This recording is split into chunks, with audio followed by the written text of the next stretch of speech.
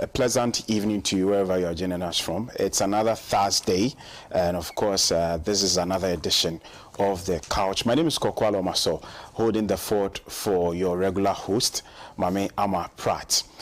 You know what we do on Thursday evenings? We have time, or we take time to discuss all the trending political issues. There are a number of them trending this week, especially in Parliament. We've seen parliamentarians come at each other with regards to the fight against illegal mining. Galamsey, we call it. That's going to be our very first topic for conversation. Away from that, we shall be looking at the Saglemi housing issue. It appears that a finality has been brought to this particular one with the President, Nana Addo Dankwa Akufo-Addo, involved in this. So that's going to be our second topic for conversation. Akufo-Addo approves Saglemi housing project negotiations framework. Our third topic, we shall be looking at the politics of the New Patriotic Party, because we have heard that a Tamale High Court has nullified the MPP Wale Wale primary, and there's going to be a rerun in that regard. So these are the issues that we have tabled for this evening's conversation. I know you love The Couch, and I know you also like to participate in the conversation. So leave us a message as the show continues. We'll do what to look at some of them. This evening I've been joined by Councillor Apia Dankwa. I've always known Council, especially on the morning show, Good Morning Africa, a very eloquent lawyer that speaks to the issues, represents the movement for change, but then there's a man who has Ghana at heart. So when he's talking about the issues, devoid of his political affiliations, he attacks it like that. Council, good evening. Good evening, bless. Always a pleasure to be in your company. Yes, same here. I think this is the first time I've seen you in suit. You're looking fly. Oh, I wear suit. I know. I said I didn't say. I've seen you. And, this is the first time. And it looks really good on you. Yes. Right. As usual, especially nowadays. On Thursday evenings, Kwame also down. So is the morning show host. He's the host of Good Morning Africa. But this is a man with an opinion, and so once in a while he likes to be on shows like The Couch in order to also get the opportunity to express his views on issues that bother on our politics, our economy. He shares his opinions on them, and he knows this, that I'm one of the people who admires his eloquence and how he objectively, attacks issues. Kwame, good evening. Thank you very much. Always to. Thank you. Tanana. Whenever I have to host the show, don't go there. And Kwame is on the panel. I'm petrified. No.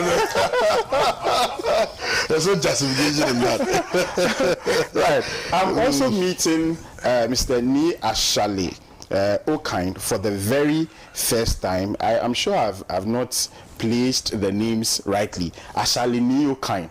Yes, that's a proper way. And he's here with us. He's a media consultant, and so it means that whatever we do on TV, he has an idea about it. So he's probably marking me in his head. This guy is stammering too much. It appears he's scared. He's saying all these things in his head. Well, Mr. Niashale, good evening and many thanks for joining us. Thank you. Right.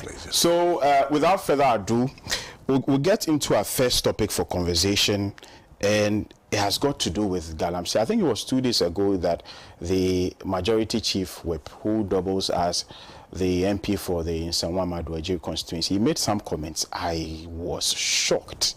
Per the comments that he made, it appears that the fight against illegal mining in Galamsey is not ending anytime soon, because to have people at the helm of affairs tell us they want to debate, they want to have a debate with the NDC as to who polluted Ghana's waters more. For me, it is shocking. But let me start the conversation with you, Council. I'll need your thoughts on this particular issue. So let me wish your lovely viewers a good evening. I'm always very happy to be in my brother's company. Kwame is is a brother, not just a Katanga brother, but he is a brother, and it's always a pleasure to be in this company. And the first time meeting Ashley, and I hope that we can together with you obviously have a conversation with Ghana in mind, because we don't have a choice. Ghana is under siege. Ghana is under serious siege. Unfortunately, the system that we created that was supposed to push that common Ghana agenda, a system that we, the people of Ghana, created, that was meant to protect our collective interest, system that we created that was supposed to place us in the best situation to fulfill our individual ambition. Unfortunately, that system rather is creating an environment, is creating a community, is creating a situation where our very existence is at risk. And it puts into question the very essence of leadership, the very essence of political leadership, and whether or not we are not being shortchanged. And it also raises a very critical question of whether or not what we are practicing is actually a democracy as against a kakistocracy. And then places at the fore what can be for all of us if we continue to create this political culture that is very parochial as against participatory, what it can do to us. Because when you speak about Galamsey, you are speaking about a system where people, individuals, are stealing the property of Ghana. And they are stealing the property of Ghana and also wantonly destroying our environment, destroying the very foundation of why our communities were formed in the first place, threatening the ability of this territory that we call Ghana to house us. That is what is at stake. And the people we give our powers to protect them are destroying them, destroying them, and to add salt to injury. They want to have a debate and determine between the two of them who has caused the destruction the more. And I think the time is right for the people of Ghana, into whose hands the sovereignty of this country has been placed, who are the repositories of raw power, to determine whether we should not call, whether the time is not right for us to attempt to constitutionally call some of these people to be removed.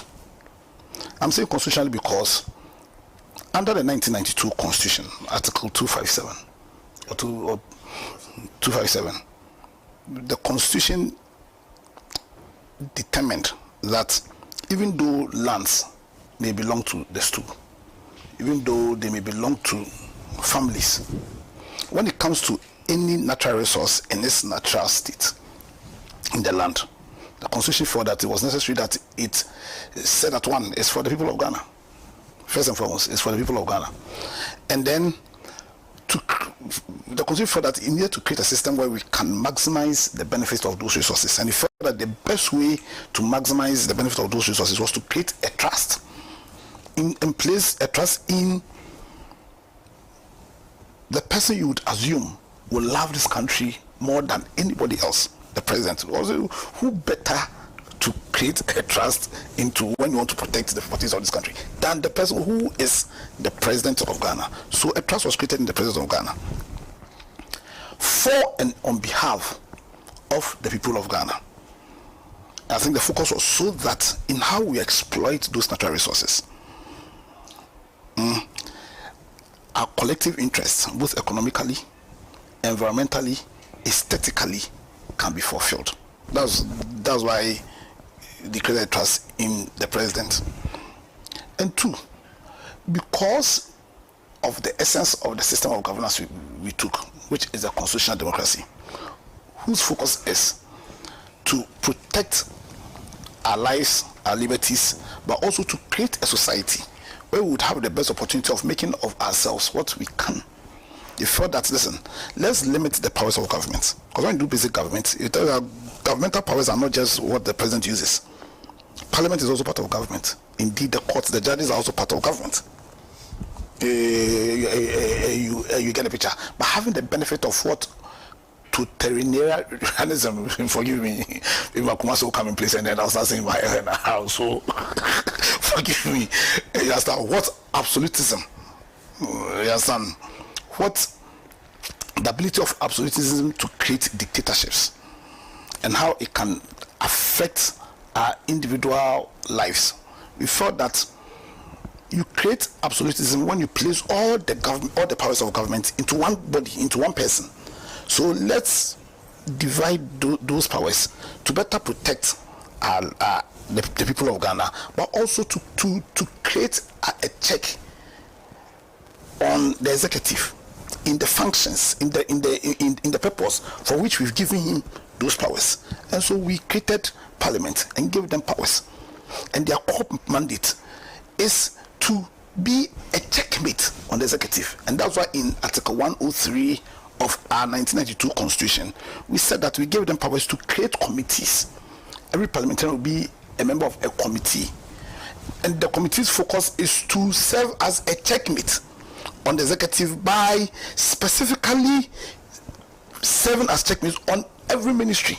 So you have a parliamentary subcommittee on environment, on finance, but in the mind of the Constitution, that's the best way of achieving the purpose, the aim, the focus of our Constitution.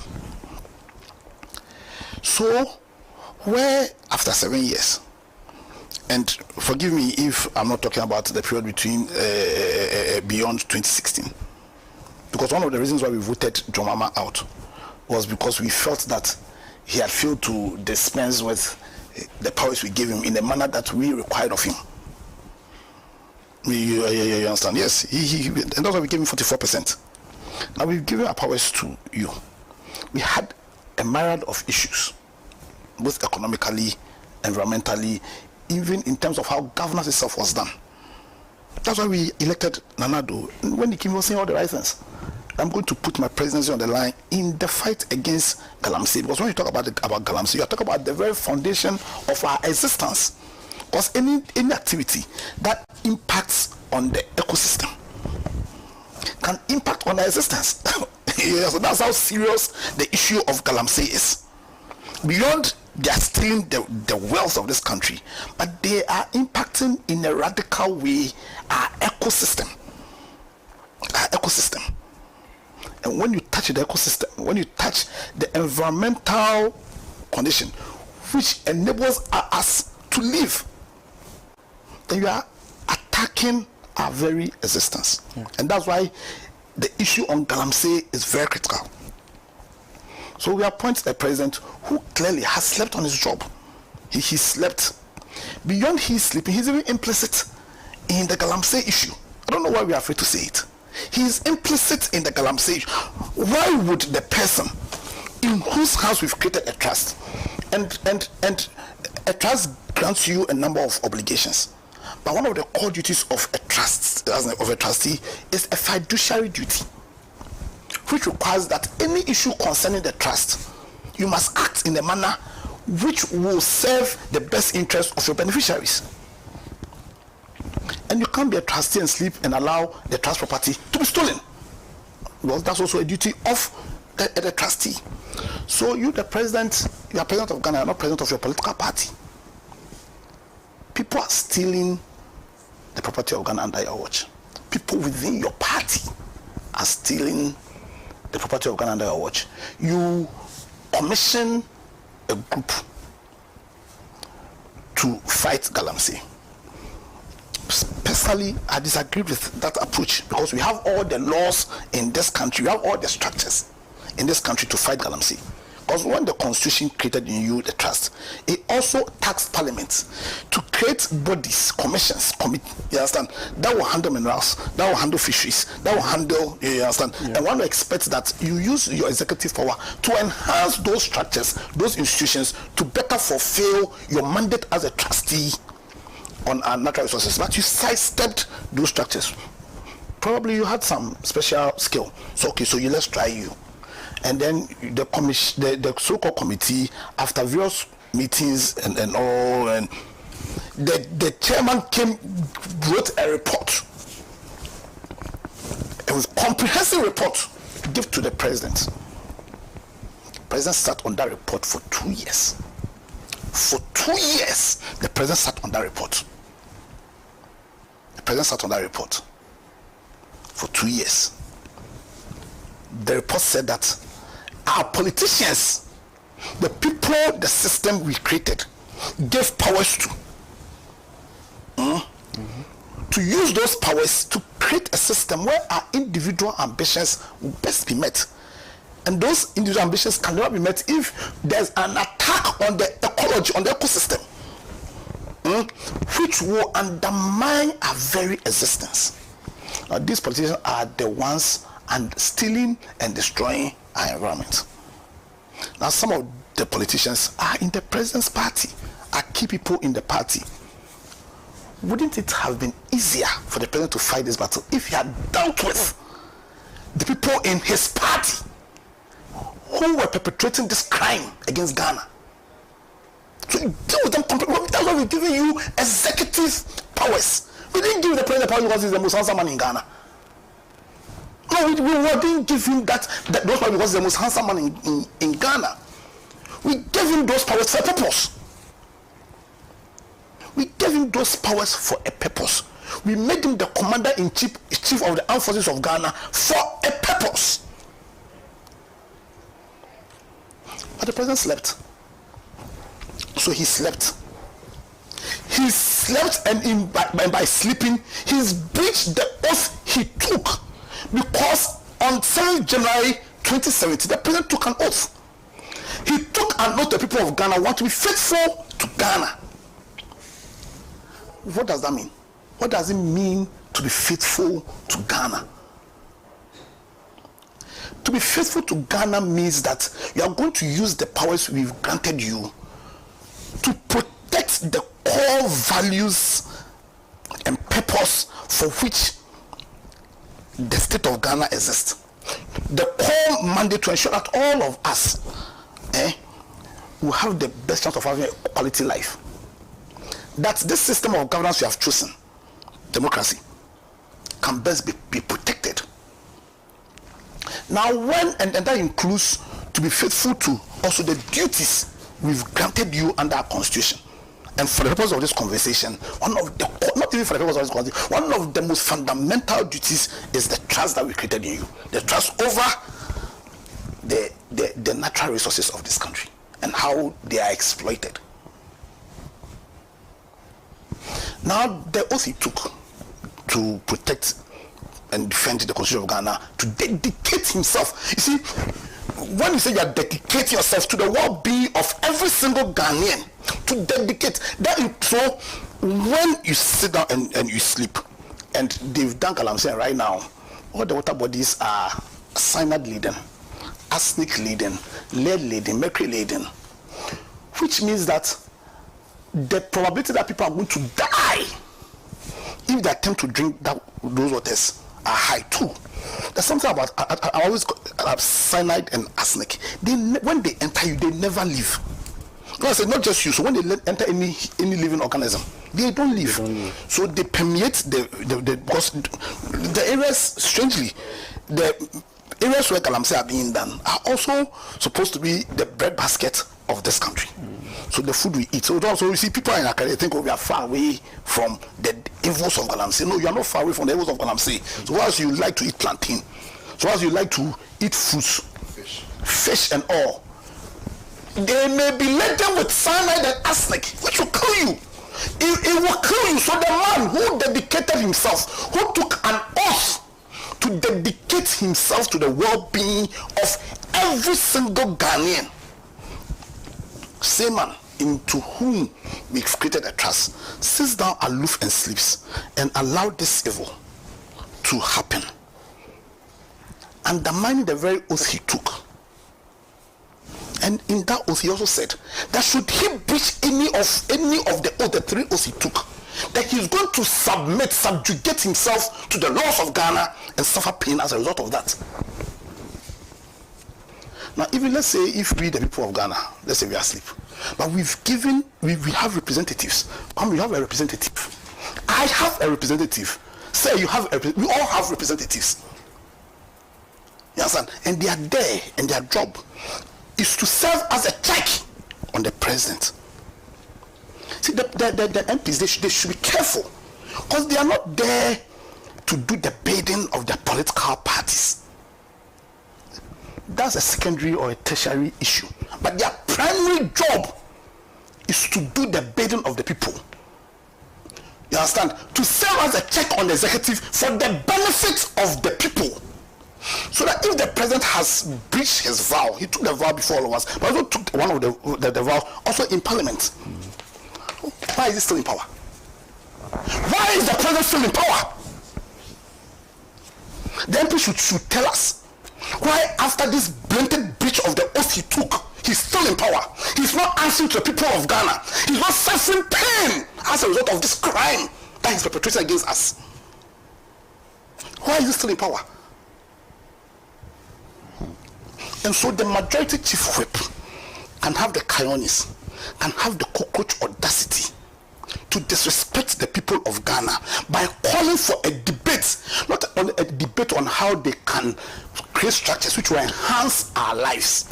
Or solve the Galamsey. Not a debate on how they are going to use the powers we've given them to ensure that the right economic structures are created to protect us. Not a debate on how to create that right political culture that is participatory in nature. That is the only way to sustain this constitutional democracy we have. Not a debate on how to use the laws that are abundance, you understand, to protect the property of Ghana, to protect the environmental integrity of this country, to create an environment where we can have the best chance of having quality life. But he wants a debate between the two of them who has caused a distraction to our country. A debate between the two of them who's caused more sin, committed more crime to our country. That's the debate he wants to have. And the people of Ghana, we are sitting down. I saw a video of Napo and Ken Japan walking through the streets of Abusuka, and people are hailing them. Hailing them for what? Because if you analyze this country, you see, the biggest problem in this country are the politicians. It's the politicians. Because they are not doing their job. Because they're not doing their job, they're actually even working against us, against all of us.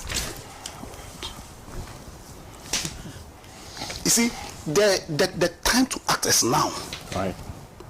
The time to act is now. The time for the people of this Ghana to change their attitudes is now. You see, the time for us to rouse from our slumber, from our sleep, the time for us to recognize that real power belongs to us. And that's when the Constitution said that it is the duty of every single Ghanaian to defend the Constitution of Ghana. That you cannot make an interpretation that simply means that when somebody does a coup d'etat against Ghana. No. It also means that you need to protect the purpose of the Constitution. You need to protect the integrity of the Constitution. You understand? And clearly, where the president is using the powers we gave him, where the parliamentarians are sitting there aloof, watching on for the two of them to allow the usage of the powers we gave them in a manner that is criminally adverse to our interests, then why don't we fall on the powers we have under the Constitution?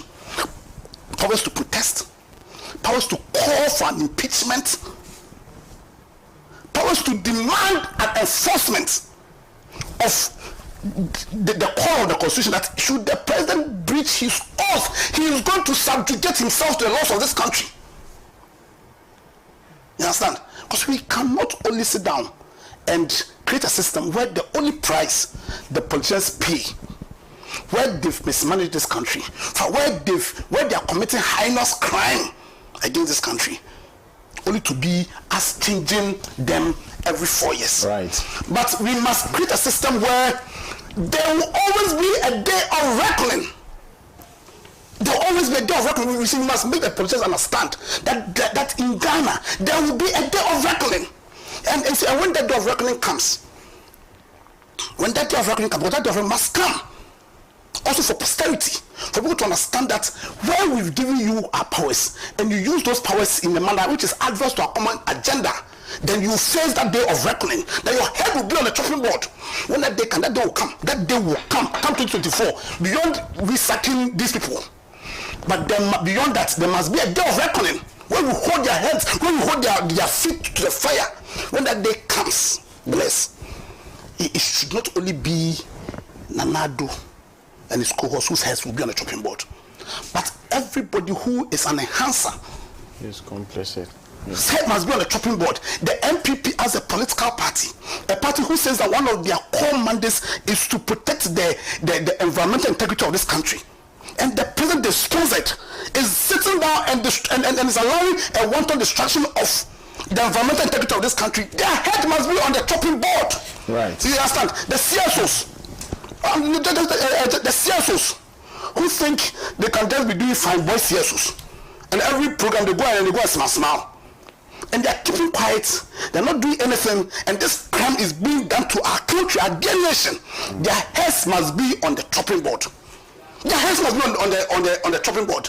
The people of Ghana must sound a resounding signal that the days where we will sit down aloof, for people we give our powers to use those powers for their selfish parochial interests, those days are over. Right. And create a new Ghana where right leadership will be afforded. And when that is done, then Ghana will reclaim its place in the galaxy of nation as the black star of Africa, right. and lead. Right. Thank you very much. Council has been in its element this evening. Let me proceed to Kwame Osudanso. Well, thank you very much. Let me also take this opportunity to greet my brother and friend, Senior Apia Dankwa. I think after this canonic submission, I don't know what my pellets will do, but it is important to look at the issue of Galamsey from different and varied perspectives. I think Apia Dankwa has explained to us what the law says or the Constitution says in relation to our mineral resources and in whose hands we have entrusted the right to protect our mineral resources.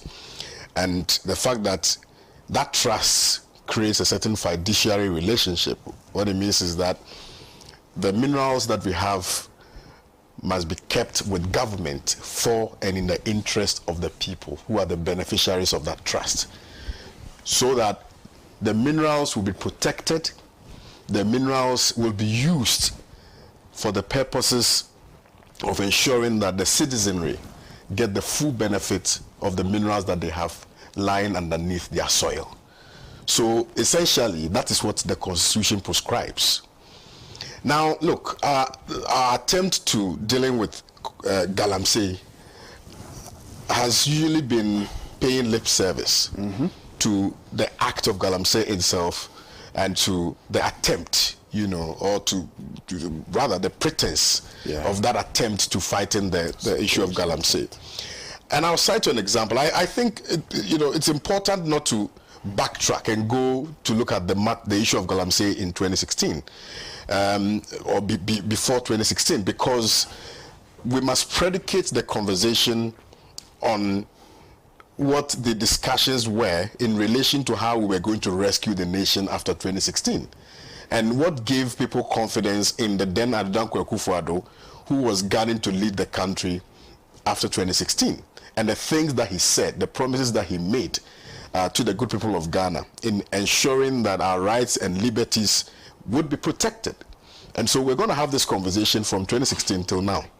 And it must not be lost on us that you do know that the fight against Galamsey became a topical and a heralded matter for the NPP administration by reason of some deliberateness on the part of media coalition when it became clear that our water bodies were depleting by reason of acts of Galamsey.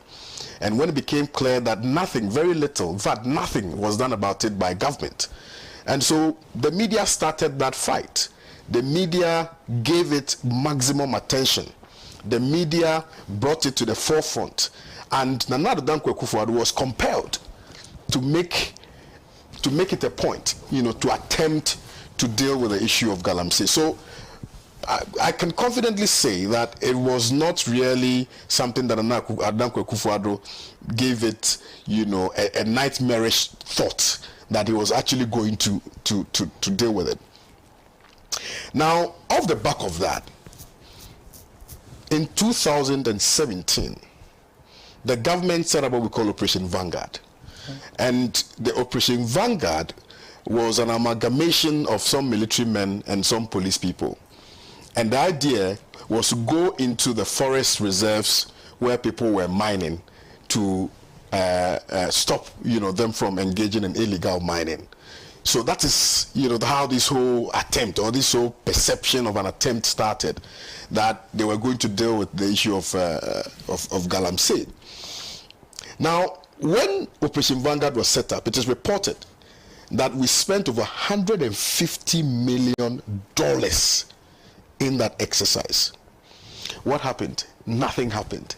As a matter of fact, if you recall, around that time, they said that, all those people who were engaged in illegal mining should stop, and therefore they were going to create some small-scale mining regime that will allow for persons who were mining, as small-scale miners, to, I think, go to the Minerals Commission or the ministry and get some license, and now they were going to put them together so that they allow them mine in our forests, etc., just to make sure that we formalize their operations. But I can confidently say, without any iota of doubt in my mind, that was all an attempt to get the MPP politicians and persons who provided some funding for the MPP to get into the act of illegal mining. Okay? And it must not be lost on us that all these things flow from the concept of Ajapadeɛ. I think sometimes we understate the relevance of Ajapadeɛ in these whole discussions. It has been revealed to us by the Holy Spirit of the Achim Mafia that the attempt to will Ghana to them includes taking over, the mining sector. And that's precisely what is happening. And that is precisely what has happened. Because it doesn't make sense that you will inject $150 million into this erroneous perception of wanting to fight Galamsey and nip it in the bud. And thereafter, nothing shows for it. Nothing. There's no result whatsoever. It doesn't make any sense. Subsequent to that, you remember Operation Galamsey in 2019. There was this pretentious attempt of facade, of creating this whole Operation Galamsey all in an attempt to, deal with illegal mining, which led to the death, don't forget, of Major Mahama. Major Maxwell Mahama. He died. He died because he committed himself to the service of Ghana. He wanted to protect the interest of posterity. He was murdered. He was killed. Okay? Then in 2019, or 2020 rather, so 2017 there was Vanguard, 2019 there was Operation Galamsey, then 2020 there was Operation Halt. You remember? Operation Halt 2. What became of it? The same platitudes and rhetorics. Okay? Nothing has been done to placate this rancor bedeviling the Ghanaian people by reason of the inactions and the ineptitude of government. Because it does not make sense by any stretch of imagination that government in whose hands we have entrusted our future will so brazenly get involved in this very act that the good people of Ghana are saying you should fight, and then you go ahead to still spend our hard-earned money all in a pretentious attempt of addressing this matter, and nothing comes out of it. You recall that an interministerial committee was set up to investigate into why we have not been, first of all, why the existence of Galamsey and why we have not been able to nip it in the bud. You recall, led by Professor Frimpong Watson. Yeah. He issued his report. What became of the report? The report was very telling of how dangerous and how wicked some of these politicians are. Because in that report, it became trite that persons such as Ekwewusi, persons such as Wuntumi, persons who are supposed to be at the Jubilee House, or people who at the time were in the Jubilee House, were not deep involved in this act of Galamsey. So the question becomes, if the people who are supposed to be leading the fight against Galamsey are themselves involved in the act, how would they be able to deal with it? So we're just playing lip service. And the president, in fact, the Attorney General,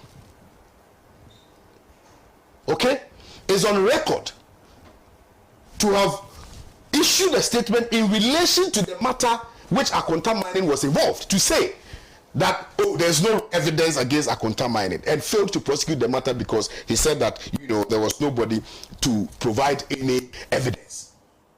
When we all know that a journalist is on record to have gone and issued a statement indicating that he was the middleman between the persons, the illegal, the small-scale miners whose machines were seized, and Ekwewusi and all the other people. And that he was willing to testify. He said, oh, Master, there's no evidence. And that became of it. As I speak to you today, bless, 38% of our forest reserves have been lost to Galamsey. 38%. 38%. So what it means is that we are losing the lungs of the country, because the forest reserve was deliberately left so that they will provide oxygen. That's why Kwame Nkrumah left all those forests there. That's why Achimota Forest is there.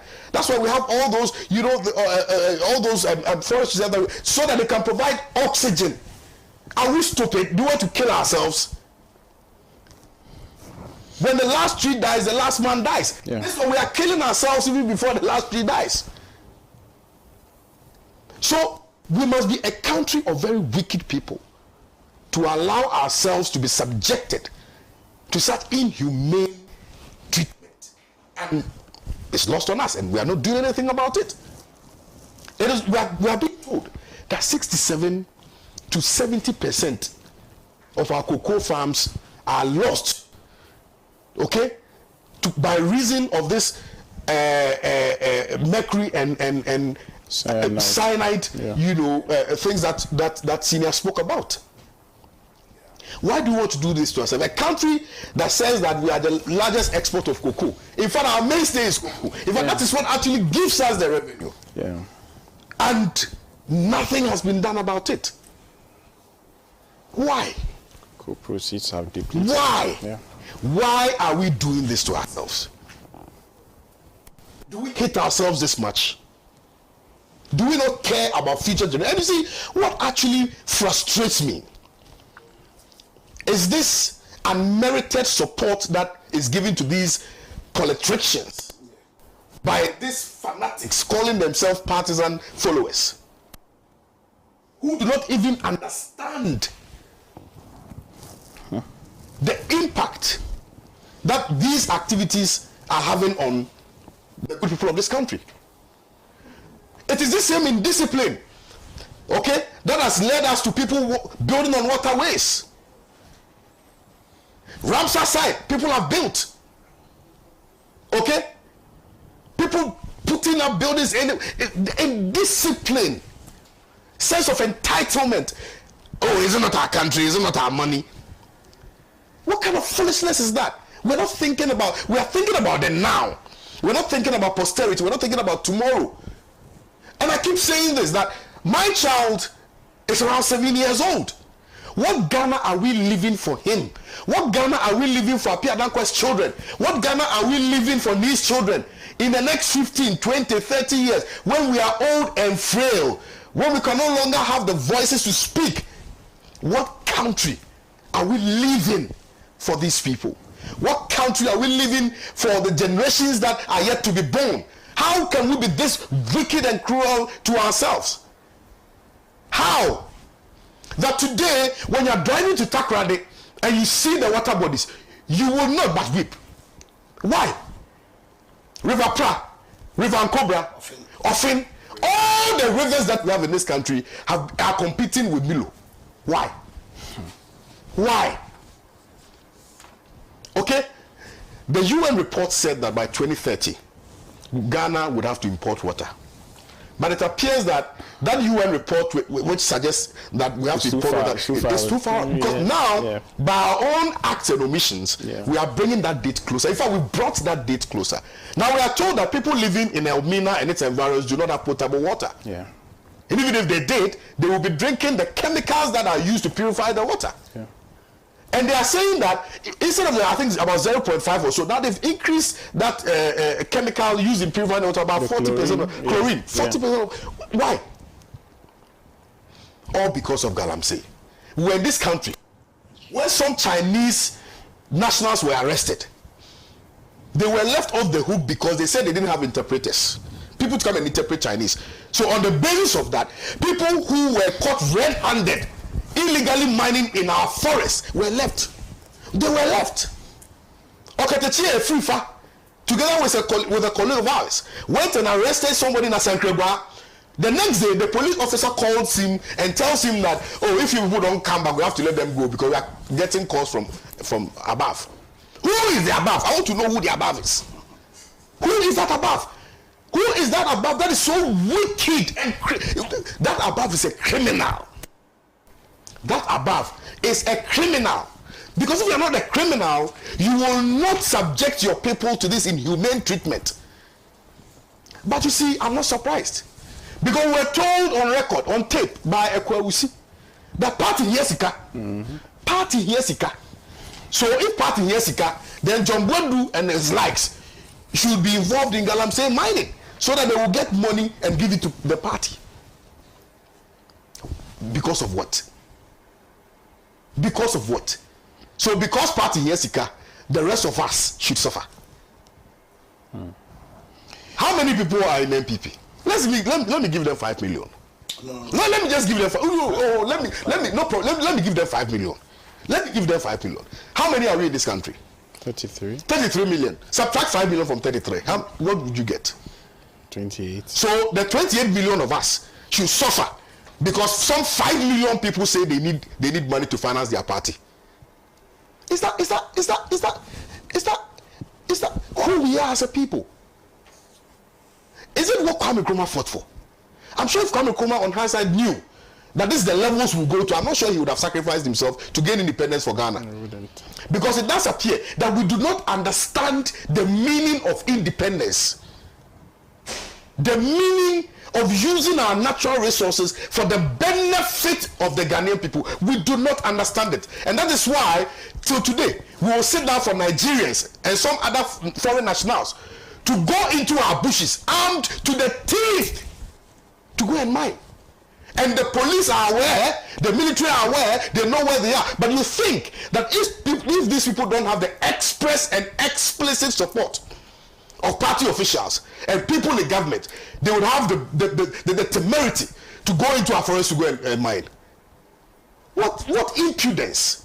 Do you think that I can get up and go to China? Look, China, look. There's certain research, I don't know whether it's accurate or not, but I'm told that China even has a lot of gold more than Ghana. Plenty gold. I'm surprised. Why are they not mining? Why are they not mining?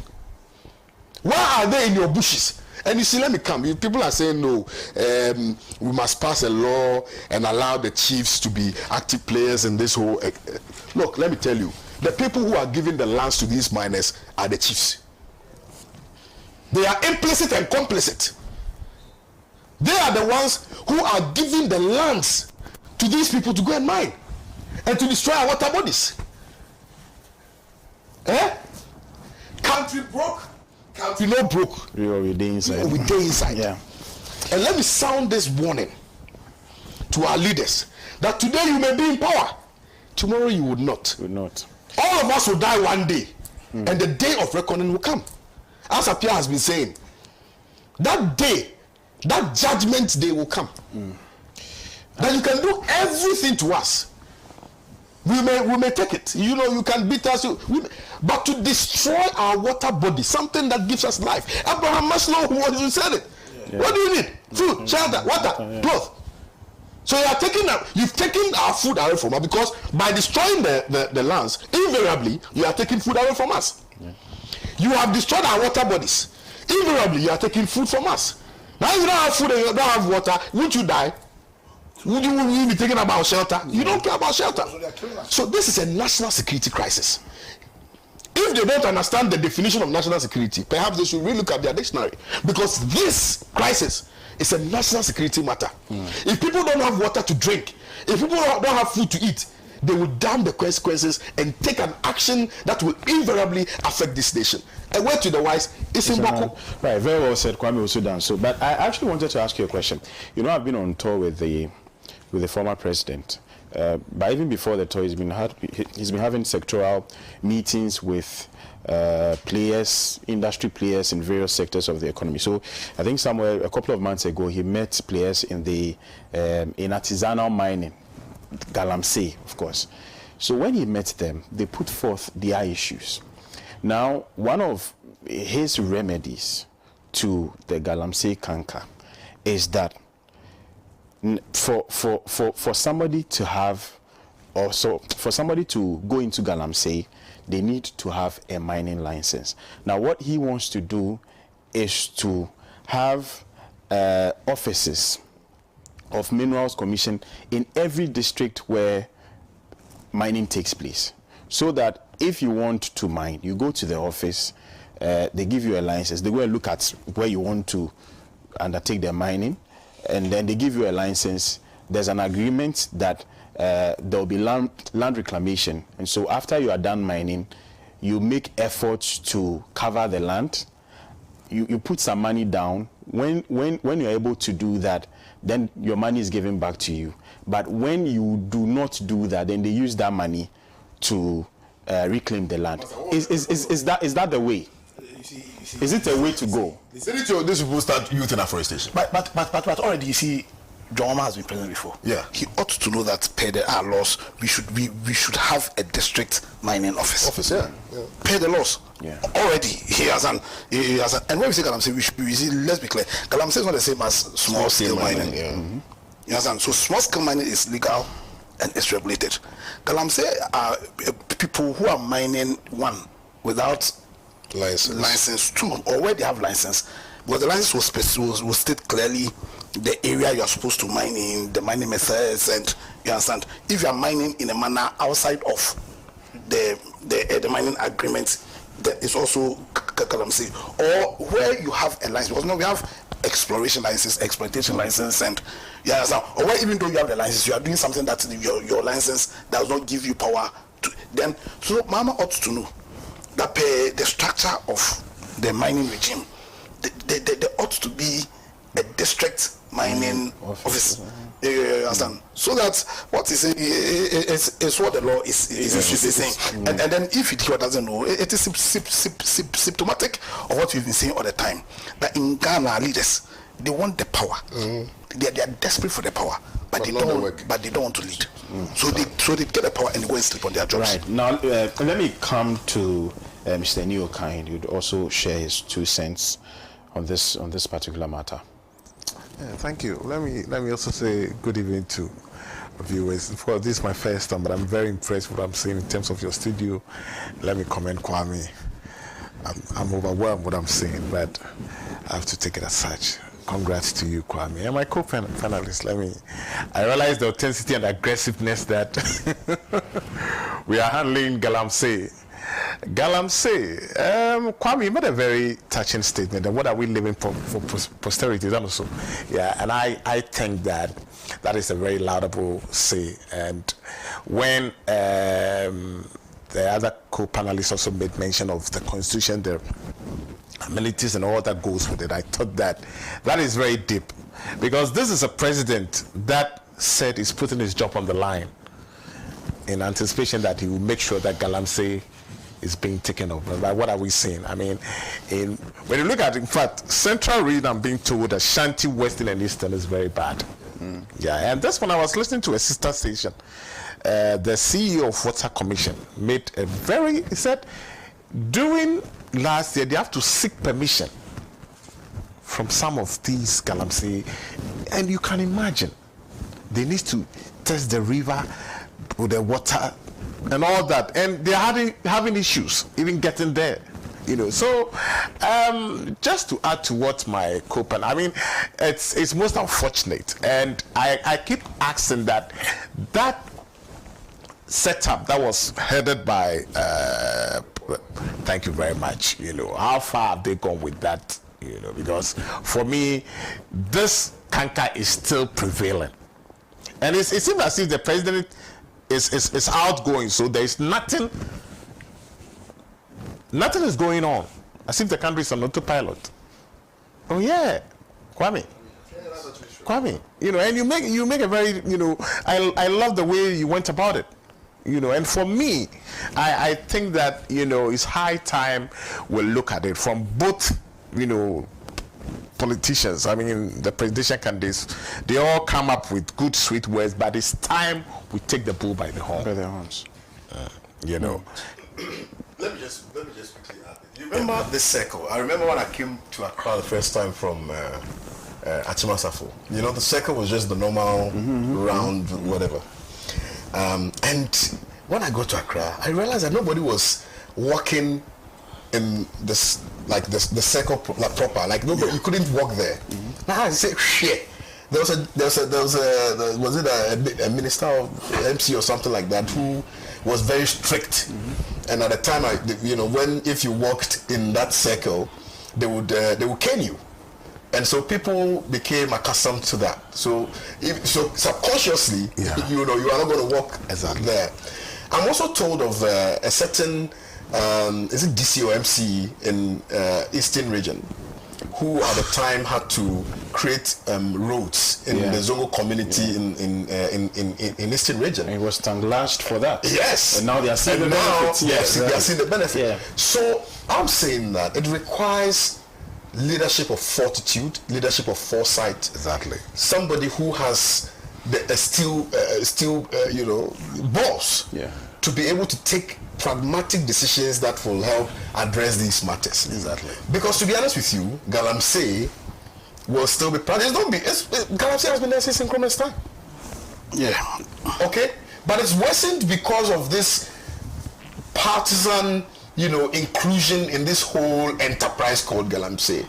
And the way we have, the way we've emboldened people by reason of their political coloration. And also by reason of the fact that a certain group of people, a certain family decided that they are going to milk the country dry. In fact, they've willed the country to themselves. Their property is the country. Exactly. And therefore, every sector of the economy that has the potential of generating money must be taken over by them. And that's why today, if you check Galamsey, most of the people who are involved in the Galamsey are them. They're the people. They claim the ownership of the country, so you can imagine. Well, so we'll proceed to our next topic for conversation. But before we go with that, I studied something in economics back in senior high school, and it is the paradox. It is the paradox of plenty, the gold water paradox. It answers the question as to why water, which is an essential commodity, you can't do away without water, is so cheap and less expensive than gold, which is not an essential commodity. We all can live without gold anyway. Exactly. So why should gold be more expensive than water? But of course, it's the fact that water seems to be in abundance. Over 70% of the world's surface is covered by water. Yeah. But with this Galamsey issue, we are proving that paradox wrong. We want to prove that paradox wrong, that of course, indeed, there can be a time where water will be more expensive than gold. And that is why we are taking out all the gold at the detriment of our water bodies. We'll move away from that topic and then proceed to our next conversation. It has got to do with the Saglemi housing. It appears, like earlier stated, that finally there's going to be some finality to this, Saglemi housing issue. We are learning that President Akufo-Addo has approved a framework for negotiations with the successful bidders in the ongoing resolution of the Saglemi housing project. I think a chunk of the Ghanaian people are vehemently opposed to this sale, especially when you look at the stage of completion of this housing infrastructure. When you decide to use the N1, you are heading to Aflau. I think on your left-hand side, you get to see Saglemi over there. And you could see that this is something that is nearly habitable, except that we are being told that they still need electricity and water and a few things. So is it too much to, send these amenities over there so that the place can be habitable? But it appears that government's stance or decision on this infrastructure is concrete. They do not want to change their minds. They are not going to listen to the Ghanaian people with regards to its sale. And so the president has taken this decision. This time around, I'm starting with you, Kwame. Thank you very much. So the Saglemi housing project, Akufo-Addo has approved that a framework for negotiations with a successful bidder in ongoing resolution. Look, I mean, this, in my view, is symptomatic of the non-continuance of projects by successive governments.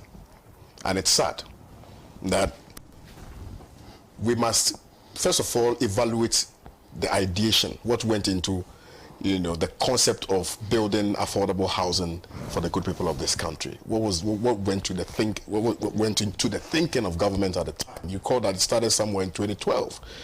And the idea was to build about 5,000 housing, affordable for the Ghanaian people.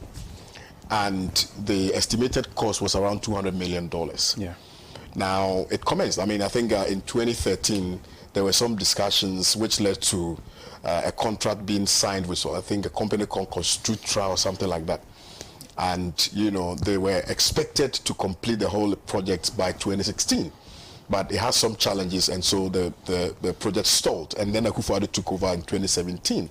Now, when Akufo-Addo took over in 2017, as characteristic of Akufo-Addo and his administration, they immediately thought that there were some mismanagement, infractions and things like that engulfed in this whole project, and therefore decided to review it as characteristics of this this government. And the review led to the non-completion of the project. The review led to the abandonment of the project. The review led to the project being left to rot. Now, what they explained at the time was that there was no water facility, there was no accessible roads and things like that. And that is the reason why, they didn't see the need to complete the project. I think that questions have been asked of the current and the previous Works and Housing Minister. They've not been able to be forthright in terms of giving us accurate information as to the reasons for the project having stalled, right? And then we hear that government wants to sell it off or to retain equity in terms of how much we have spent. And if you do know, we've spent over I believe, $150 million on the project, and we are told that 200 million actually. No, the estimated was 200. So we spent, I think we spent about $150 million. And then, so we are going to retain that equity in the project. And then based on the valuation that has been done, they said that we need about $100 million to complete the project, right? My confusion is this. How many have we built? We built about 1,750 units, correct? Mm-hmm. Correct me if I'm wrong, 1,750 units. Mm-hmm. Now we need 5,000 units. Yeah, yes, that was the agreement. So now it's never 3,500. Yeah. Now we need $100 million to complete what? The 3,500. But we use how much? 200 million. only complete 1,500. Does it make sense to you? I thought it was 660, in terms of flats, building. Can I answer? Yeah, no. Has it got anything to do with the dollar rate? No. So it means that they have been chop. So that's the only chopped by the former administration. Yes. So we need. You see, I am not a hypocrite. I'm not the type to come and sit here and support a wrongdoing. Yeah. I don't do that. Okay. If we need $100 million to complete the 3,500 units, what it means is that the $200 million which has already been given out should have completed the project by now. In fact, even now, when we look at the dollar rate, it's worse than it used to. So in terms of even nominal value or percentage-wise, what we are doing now is even cheaper than the 1,750 units which have already been completed. So I agree that after the assessment, there's a possibility that some chop had gone on, right? Nonetheless, the question then becomes, should we include or involve private investors? What cost benefit analysis have we done? And if it is indeed a housing project that is supposed to provide affordable housing to the ordinary Ghanaian people, okay, how would they be able to afford it in the event that it is completed by the private sector? You get the point. So these are very basic questions that we must begin to answer. And is it not also possible that government could have raised money, the monies that they used in fighting this never-ending Galamsey matter, which they failed miserably? Couldn't they have diverted that money into completing the project? We spent 58 million $1 million on is it 5.8 or 58 million dollars on this pit hole called cathedral. We spent all this money, 58 million. So we couldn't have used that 58 million to go and at least continue the project. Okay? All these monies that we are throwing around without getting any benefit from it, couldn't we have invested those monies into completing the project? Why do we always do this to ourselves? Then we rely on, I mean, look, the special purpose vehicle is good. Sometimes when you are executing a project and you realize that you are cash strapped, you don't have money. It is important. Sometimes, you do, private partnerships, public-private partnerships. It's good, okay? But in the final analysis, in whose interest and for whose benefit are you executing the project? If the Ghanaian people are the ones who are supposed to get in the project, so for instance, me and Apia Donkwa, we are in our middle class somewhere. In fact, right now, there's no middle class, so we are nearing the lower class. Can we be able to afford that property? Because right now, how they will sell that unit will not be how they would have sold it if government itself had invested in it. And even the payment plan, do we have mortgage in this country that will cater to some of us? No. Do you understand? Your policy rate is at 29%. So even if you went to the bank to go and borrow money, you cannot pay off even the capital to now go and pay off the what's it called? The principal. I want to say principal and then the interest. The interest, yeah. You can't. 29%. Who does that? So who obviously will be able to purchase this? It is them. Yeah. It is them. These politicians. They are the ones who are going to buy it, and they'll give it to their girlfriends and their children. Yeah. Do you understand what I'm saying? At the expense of the working class, the people who are down there, the expense of the people who wake up day and night, working 9 to 5, struggling to put food on our table, at the expense of the market woman who has to, traverse between Kaswa and then Malamata market, at the expense of the young man who otherwise would have been employed by the banking sector, which has been deliberately collapsed by this administration. So we cannot be able to afford it.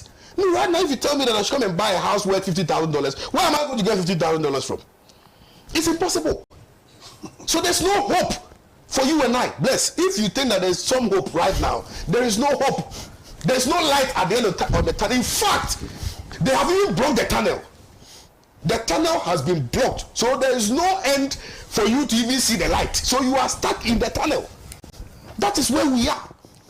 We have a wicked, insensitive, inconsiderate, give me adjectives, government that we have entrusted our hopes and aspirations, familiar spirit.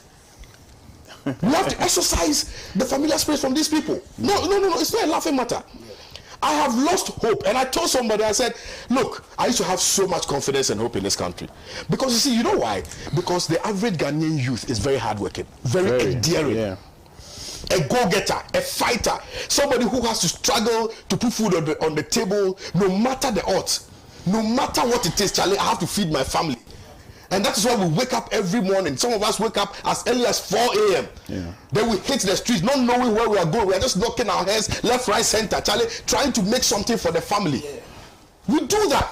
That is why when you drive on the streets of Accra, you see young, energetic, vibrant youth who are selling dog chains. Not because if they had an alternative, they would have been selling dog chains. They don't have any alternative, so they have to go and sell dog chains. Vibrant, intelligent young people, not to cast a slur on people who drive taxis, but by reason of the deliberateness of this administration, collapse all the banks. All these people are driving Uber. All the young people, if like you just walk to this traffic light in Jowulu, you will see thousands of our young people who are seeking to fly away from this country. Yeah. Fly out. Yeah. Fly out of this country. Why? Yeah. Because your government has failed them. Because a large number of these people had so much trust and confidence in the Akufo-Addo, voted for Akufo-Addo in the hope that Akufo-Addo was going to change their fortunes, that Akufo-Addo was going to build a country of milk and honey, that Akufo-Addo was going to build a country where people would have comfort and go about their normal business, knowing that at the end of the month they will be able to eke some reasonable income, take care of their family and take care of their extended family. Today, there's no middle class. I'm telling you, it's either you are rich or you are poor. Yeah. There's no middle class. Countries such as Rwanda is working assiduously to build their middle class. Countries such as Ghana, under the misleadership of Akufo-Addo, has collapsed the middle class. When did you hear of these microfinance companies? When was the last time you heard of any microfinance company? By the time when we're in tech, don't go about completing. Oh, Charlie, I want to go to this bank. Oh, Charlie, I want to do some microfinance. That was the middle class. That created the buffer between the lower class and then the upper class, so that we could be able to sieve out the little that we will get to be able to take care of our mothers and fathers in the villages, so that we will be able to make small money and take care of our younger brothers and sisters who are now about to go to the senior high schools. Today, all the younger brothers and sisters who otherwise would have been under our care are doing hookups and fraud. All of them. SHS girls. And there's a recurrent report, I think, by GS that leads to the fact that young people, young SHS ladies, by reason of this traffic light system that we have created, okay, are now getting pregnant. They are being impregnated because they have nothing to do. They don't have any expertise, so they can't be employed by anybody. They are getting pregnant. Before now, we would have been able to take care of them because they don't have money. Why are they getting pregnant? Because they don't have money to feed.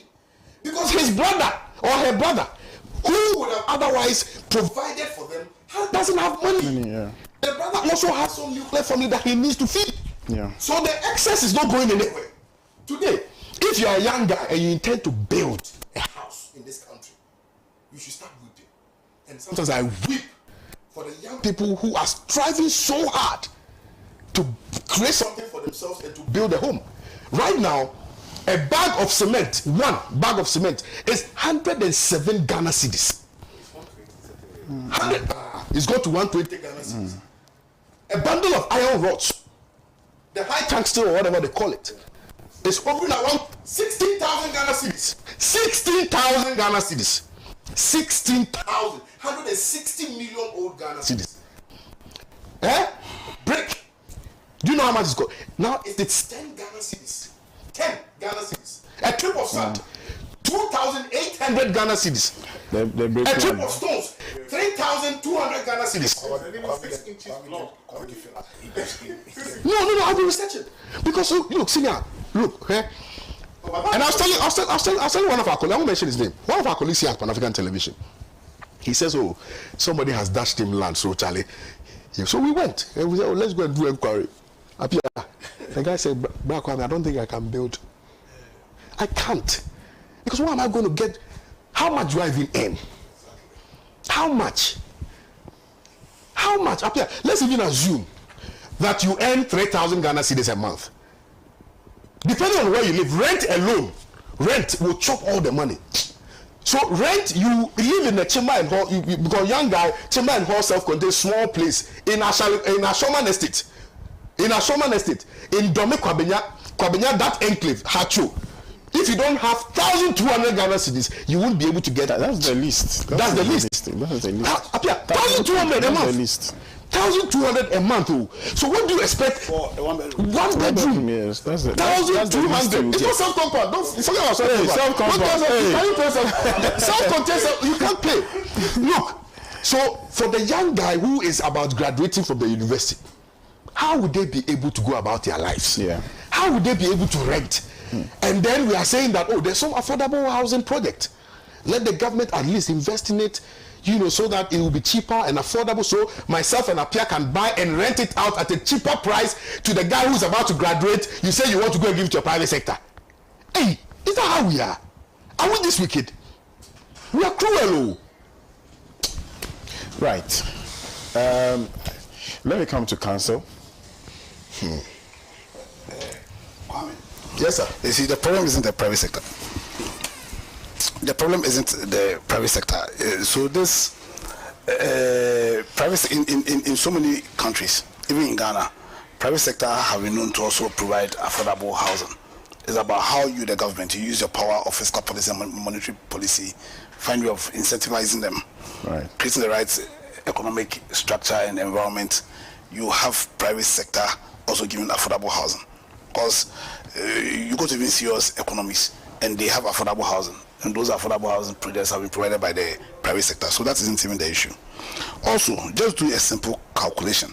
Per the original contract, $200 million was invested in building 5,000 houses. That was the original plan. Yeah. Divide 200 million by 5,000, and the cost of to construct one house unit was $40,000. Is that affordable? That's not affordable. Exactly. So even $40,000. yeah, it was divided 200 million. Let's even agree that the dollar was one to. No, you let's leave the dollar. Let's just maintain the dollar. Because 200 million divided by is 40,000. How are you saying that is what's called affordable? But and then the person also be looking at the value of 40,000 then. No, but in 2000, you see, in 2012, you see that was the same value. In 2012, I was working as a lawyer in a bank. You understand? In 2012, I was working as a lawyer in a bank, and I was being paid about 3,000 Ghana cedis at that time. You get a picture. How easy would it have been for me to purchase a $40,000 house then? And I was a lawyer, a senior officer at the bank in 2012. You understand? Also, the next question is, was the entire 200 million released? Because per the reports, the entire 200 million was released. So how come they were not able to build the 5,000 housing units?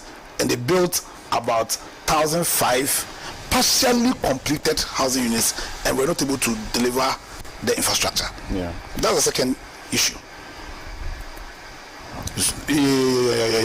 So clearly, chop happened. Now that it's established. Yeah. Now, Nana Addo took over in 2017, having been facing this issue. He's the president of Ghana. How did he tackle the issue? Now we have this beautiful story which says that Nana Addo has approved how many years? 7.5 years. So it took Nana Addo 7.5 years to find a solution to a problem he inherited. But we should understand that governance is continuous. You see, I always say. So in terms of what I see here, and it's not because I'm a known private sector supporter, it sounds beautiful, because if there's something that is clear from all the manifestos and the plan, it's a realization. And let me say this, and who proposed it first. It's a realization by all of them, and I agree by all of them that, listen, the way things are going, they need to look at attracting private investment into public infrastructure development. So that is not the issue. So on the face of it, this wouldn't have been a bad plan to solve the problem. But it took you 7 years, 9 months to come out with something like this. Bless. If there's something that this tells me, it proves to me, is that. Yeah, I've been saying it, I'll say it again. They want the power, they don't want to lead. So it's all about, let's do something to represent something. Let's do something to tell people, oh, we are working, but really we are not working. You see, when they are faced with this problem, they always look at how can we make maximum political gain out of the problem. So from 2017, they've been speaking about the fact that there's been chop. I know the matter is in court, it's supposed to be in court. Criminal prosecution. 7 years, 7.5 years. 7.5 years, is there real commitment at even chasing or at extracting real accountability? 7.5 years, and after 7.5 years you bring me this. But this is something to represent something. This is clearly something to represent something. There's absolutely no commitment to create structures that will bring or that will take away some of the economic burden on us. Kwame did a great job. Kwame did a great job at looking at this problem broadly. Because you have an interest rate of 29%, plus policy rate of 29%, which means that for the consumer, that interest rate will be over 40%. For the consumer, it will be over 40%. How is this going to benefit? How are they going to benefit? 2. What has been government's focus on creating a system where jobs will be created? Because when people don't have jobs, and the only way they can finance it, you say, oh, okay, so through mortgage. Come and mention mortgage, but let's take it step by step. First of all, you need to have jobs. You need to be making income.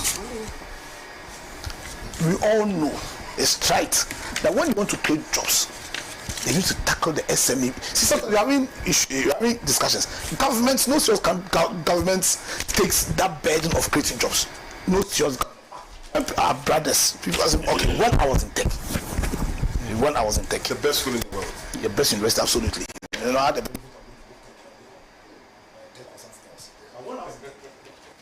when I was in university, almost every summer, I went outside. Almost every summer, I went outside to work. And Kwame, immediately you get there, within the maximum I stayed at home without finding a job was about a week.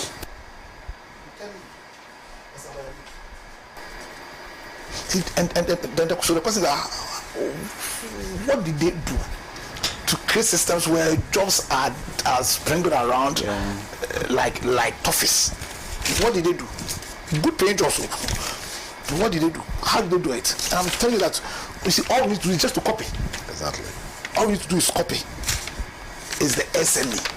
When you government deliberately, you build the SME, the capacity of the SMEs. So you go to America.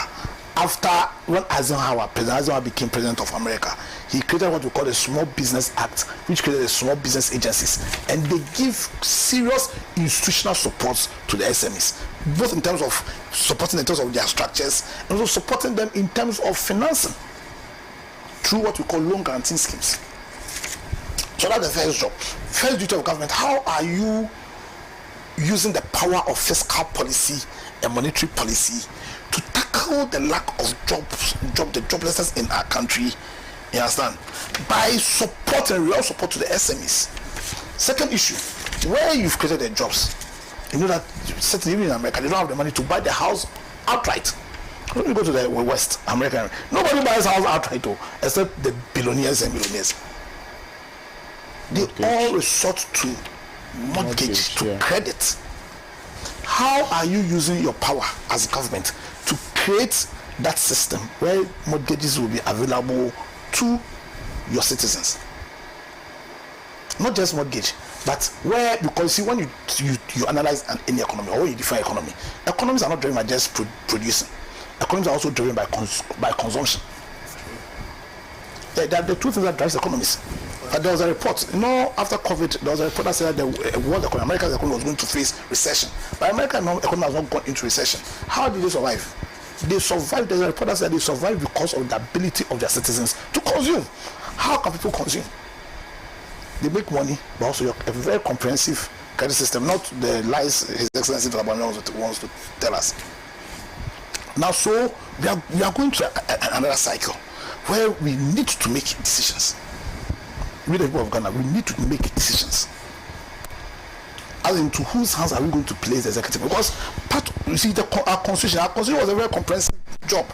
It just didn't give powers, but it also set for all of us in the citizens of Ghana what we should aspire to in chapter 6. So when you're analyzing people you want to give powers, because we will take the first decision in every 4-year cycle. The first decision is by the people of Ghana. We know the problems we have been dealt with. Into whose hands are we going to give that power? And what considerations must we have? The world, right now, the world told us. They've given us manifestos, and this is the 8th time they are going to give us manifestos, promises. But one person is giving you a plan. And in that plan, there's a comprehensive program for SME support. He says that there are 4 pillars he's going to use to build the economy. First of all, he understands, he recognizes that, listen, in building the economy, you first of all need to build the right economic environment. You know, when we talk about Galamsey, we're talking about ecology.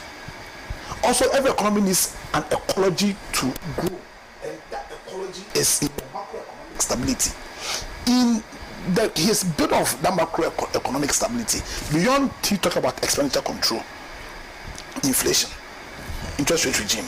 He also recognizes that you can only have a strong macroeconomy if there are jobs, and so then you must, in your macroeconomy, how you the government, you use your power, the role in your economy, you must deal with SME. How are you going to use your power of fiscal policy? How are you going to use your power of monetary policy to tackle the SME issue? Because that's how you create jobs.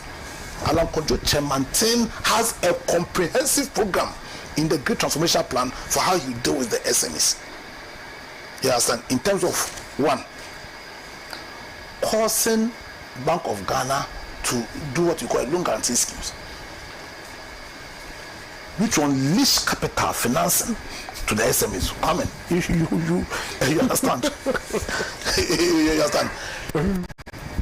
Building institutions like the BRCs. After he left, this government street, they are attacking the BRCs.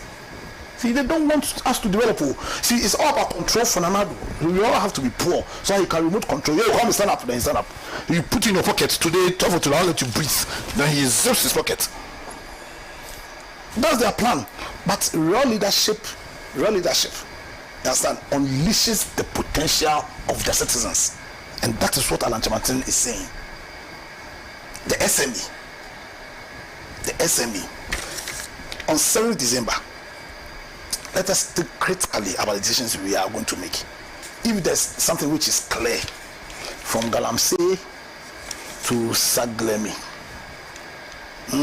to all the so many issues that we have dealt with, is that these parties, they don't really, and I'm very careful about it, because I believe strongly that people in the parties who are genuine, who care about the country. But the parties have created a system where those genuine people will never get the opportunity to be at the forefront of leadership. Let us cause real change. Let us cause real change, not necessarily change of regime, but change in how we do things, change in how we think. Because trust me, if you are going to analyze Bawumia without the brand MPP, then if it's your father's job, you won't give the job to him. You won't give your somebody who says that the fundamentals are weak, and suddenly when he's been exposed, because then he wants to change the equation. How can you trust such a person? Somebody who says that, listen, I have solutions. I have solutions now. But if implement those solutions, how can I get a manifesto? So it's his job to get a manifesto or to solve problems. Then you have a past regime that gave 200 million and sat down for that 200 million to be dissipated. Sat down. So he gave the 200 million, but he sat down for the 200 million to be dissipated. You have a regime who genuinely, yes, when the banks had problems, he took the right step. Instead of destroying the banks, he said, I'll support the banks. Exactly. But you see, you support them, but you just don't throw money at the problems. You put in place also the structures. to ensure that the monies will be used for what they were intended to be used. Let us understand that the election 2024 is not about who is the lesser of two evils, because that's what they've reduced it to. That's why Lord Dompe can have the courage to say, let's have a debate on who is the lesser of two evils, who is causing more harm. 2024 election is about transformation. Let us throw our support behind Alan John Kojo Chemante, so we will cause a transformation of our great nation. Thank you. Right. Mr. Newkai. Yeah, I always keep saying Lord Diplock and Lord Denny. You give us too much credit. We always come with but you see, Saglemi, I keep asking why now? And that has been the question I keep asking, that for all this while, you assume office, you've seated all this while, getting to the tail end, you wanted to implement and to come in to resolve. Why there are a lot of deficiencies in housing problem. You know, so for me, I always refer to Kwame. I mean, you know, makes a very, you know, that the number of houses that have been built there and looking at the remaining, that's about 3,500. Yeah, and giving it to private investors to continue. That is also my worry. You know, they normally do these things to their cronies, you know, and I think that it's most unfortunate. But you see, this is a country that, like you said earlier, that there is one clan who claims the country belongs to them. You know, so they always jeer in that area. You know, a country that borrows and another institution rather enrich themselves. You know, so just to end up, I hope that there will be, which any of the parties that picks, there will be a better implementation so we can complete it. And then, you know, now, like you said, you cited an example, Bless, that even renting a single room is an issue, it's a problem, you know. So let's hope and pray that we get it completed, so therefore a good use can be made out of it. That is my submission. Right. We have just about 5 minutes more, so I think it's important that I take final words. If you'd want to briefly comment also on the MPP's Wale primary, where the Tamale High Court has nullified the result, and so there's going to be a rerun. But briefly, your thoughts on this issue and maybe your general comments. On the MPP? Yes. I don't want to talk about it. I don't want to talk about it. Because, you see,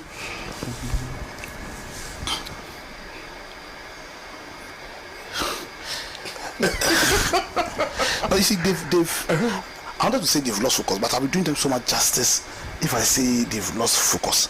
It's not about losing focus. There is an evil spirit that's taken over that party. There's an evil spirit. I say familiar, some people don't. When I say familiar, I think the language is too nice. But familiar simply means an evil spirit. There's an evil spirit that's taken over that party, and you see that evil in even how they organize themselves within their party. See, when they are choosing leaders, they don't think about Ghana. You understand? And all the values, all the principle, all the tenets that they themselves claim that the whole even how they act, they flout all those principles. And so I won't waste my time on them. I'll simply not waste my time. They need redemption. They need redemption, except to say that in 2024, in 2025, when the day of reckoning comes, their head will also be on the chopping board. Ghanaians must really start questioning their usefulness to our nation building, and see whether it's even necessary. As in, I'll tell the genuine people who believe that the principles and values of liberal democracy are the best values that will build our nation. I'll tell them that they shouldn't lose hope, because MPP has certainly moved away from those principles. But there's a home for them. There's a home for anybody who is an adherent to the values of liberal democracy. That there's a home for them, and that home is in the movement for change. That they should leave that evil spirit filled political party that do not believe or have any values, whose value is just what is in it for me. That's their value now. And come and join the movement for change. Come and join us. Let us together put our shoulders and then build Mother Ghana, save our country, they should leave that party and come and join us. And simply to add that, listen, no great nation has been built by foreigners or by anybody. Every great nation has been built by the people themselves. You understand? And it's been built not necessarily because they have money, but it's been built because of their deep-seated love for their country.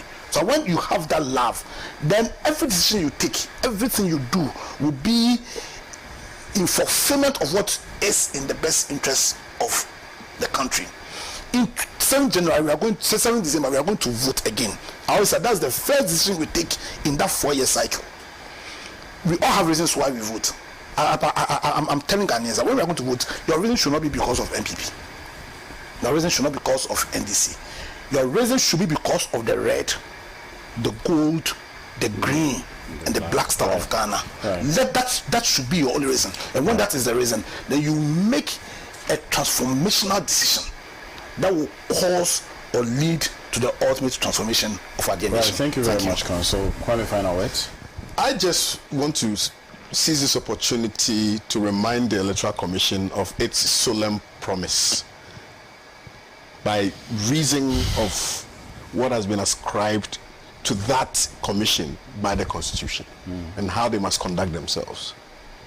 I want for them to begin to calibrate their system of operations and make sure that in the final analysis come December 7th, they will deliver on their mandate, and they will make sure that the Ghanaian is satisfied knowing that all the processes that will lead ultimately to the announcement made by Jen Mensah are or were processes that were not marred by any machinations, and that it is a genuine reflection of the will of the Ghanaian people. I also want to make this point. I see the NDC has called for an audit of the forensic audit of the BVDs and the BVRs and things like that. I think it's a right call. Okay? And it's justified. And it is justified because of what is known to all of us. That in recent times we've seen some of these BVDs and BVRs end up in the hands of persons who, you know, are not necessarily EC officials, but are persons who, you know, are just carrying them around. And recently, the last one that we saw was in Sawam thereabout. I think in Sawam, right? I believe in Sawam. Okay. So look, the EC has a greater responsibility, either to maintain the democracy that we are enjoying, or to derail the efforts that we've made in our political history from 1992 till today. And that responsibility is a solemn one. That responsibility must be dealt with, you know, from a sacred perspective, from a sacred, you know, place, from a place of genuineness, from a place of patriotism, and not from a place of partisanship. Because all of us are partisan in one way or another. But what is important is to be partisan to the ideals of the Ghana agenda. If we are partisan to the ideals of the Ghana agenda, then every other political leanings, okay, will be subjugated. And so the most important thing that we must do between now and December 7th is to be very vigilant, is for the issue to be also accessible to all the political parties, whether Movement for Change, whether NDC, whether PNC, whether CPP, whether MPP, you know, they should avail themselves for them to have a conversation that will ultimately lead to the will of the people being, you know, will of the people being achieved. Because that is the most critical element of democracy. Finally, shall I say that the democracy that we are practicing, and I like to reiterate this and rehash it so that at least people will appreciate what I'm saying, is not by reason of some intentional actions or omissions of some leaders, but it is because the Ghanaian people have resolved themselves into believing that the democracy that we have been enjoying is one that will carry us to the promised land, and not because some political actors and players are pretentiously, you know, acting in ways which appears to be enhancing democracy, but because we ourselves up here have decided that we won't fight. At the end of the day, 4 years, we'll go and vote you out, another person will come. let's not let people lose confidence, at the very least, in that perception that we have 4 years. Let not people lose that confidence, because when we lose confidence in that appreciation of the 4-year tenure, okay, of being the possibility of changing wicked leaders, then it means that we are asking the people to take up arms and to defend themselves and to defend their rights, and most importantly, to defend the constitution. So it is important, because people have lost hope in the executive, people have obviously lost hope in the legislature, and people have lost hope in the judiciary. You know, the reports that we've seen, that people have lost so much confidence in the judiciary, by reason of the conduct of some of the judges. So it is imperative, without more, that this is the time for us to be Ghanaian for once, that we conduct ourselves civilly and to promote the interests of the Ghanaian people. Because when we lose confidence in that 4-year voting system, that will be the end of this enviable democracy that has become, a learning curve for a lot of the other African countries. Right, thank you very much, Kwame Osudan. So, let's become right. Well, what can I say? I would like to push for the ex-president 24-hour economy. I keep saying that is a laudable idea. I pray and hope, because last month I went to my hometown. The number of youth jobless there, you can't imagine. And I think that is a laudable idea by the former president. I hope and pray that it comes into reality, so that the teeming youth who are jobless can have jobs based on this 24-hour economy. And I pray that the easy, by what Kwame just said, that fairness should be the ultimate. I mean, equity. I mean, we should make sure that the EC acts as the best referee in relation to this election. Right. And I pray that peace prevail. Right. Thank you very much, Nia Shalio, kind media consultant. Thank you very much, Councillor Pierre Dankwa. It's always a pleasure. And to my boss, Kwame Osudan, so a man whose oratory prowess I so much admire. My name is Koku.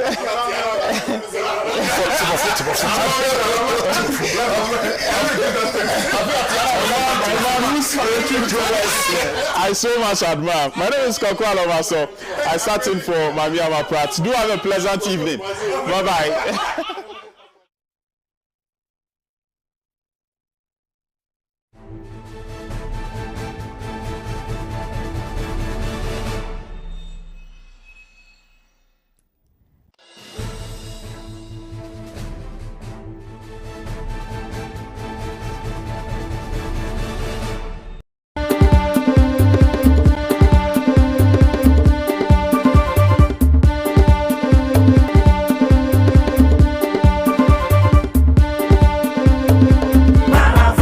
Truly African.